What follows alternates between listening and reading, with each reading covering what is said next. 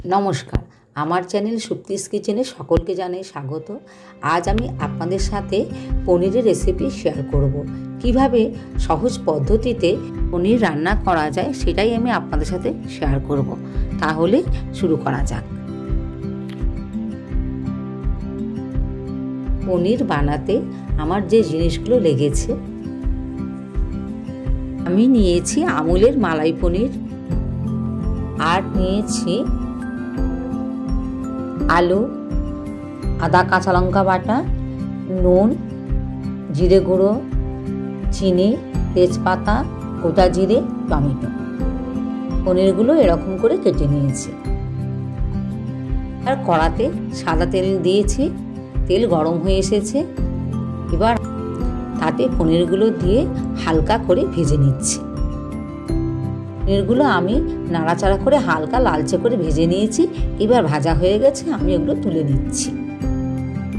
পনিরগুলো তোলা হয়ে গেছে। এবার আমি তেলের মধ্যে জিরে, তেজপাতা, ফোড়ন দিয়ে আলুগুলো আস্তে আস্তে ছেড়ে দিলাম। আলুগুলো ভালো করে নাড়াচাড়া করে লালচে করে আমি ভেজে নিচ্ছি। এবার এতে আমি টমেটো কুচিগুলো দিয়ে দিলাম, দিয়ে ভালো করে নাড়াচাড়া করে ভেজে নিচ্ছি যতক্ষণ না পর্যন্ত টমেটো আর আলু একসাথে মাখা মাখা হয়ে আসে। এবার আমি এতে নুন, চিনি, জিরের গুঁড়ো, আদা বাটা দিয়ে দিলাম। তারপরে ভালো করে নাড়াচাড়া করে আমি এটাকে বেশ কষিয়ে নিলাম। এবার আমার কষানো প্রায় হয়ে এসেছে। ভালো করে নাড়াচাড়া করে আমি এটাকে ভেজে নিলাম।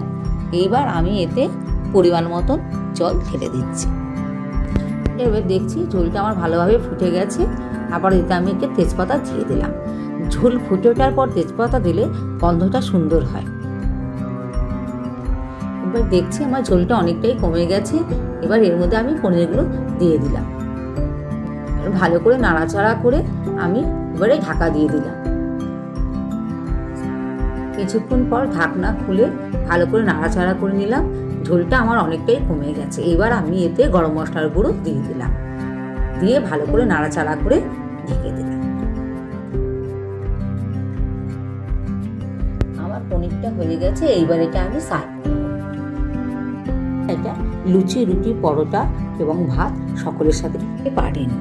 আমার ভিডিও যদি ভালো লাগে তাহলে লাইক করে দেবেন, কমেন্ট করে জানাবেন কেমন লেগেছে, আর সাবস্ক্রাইব করে আমার চ্যানেলের পাশে থাকবেন।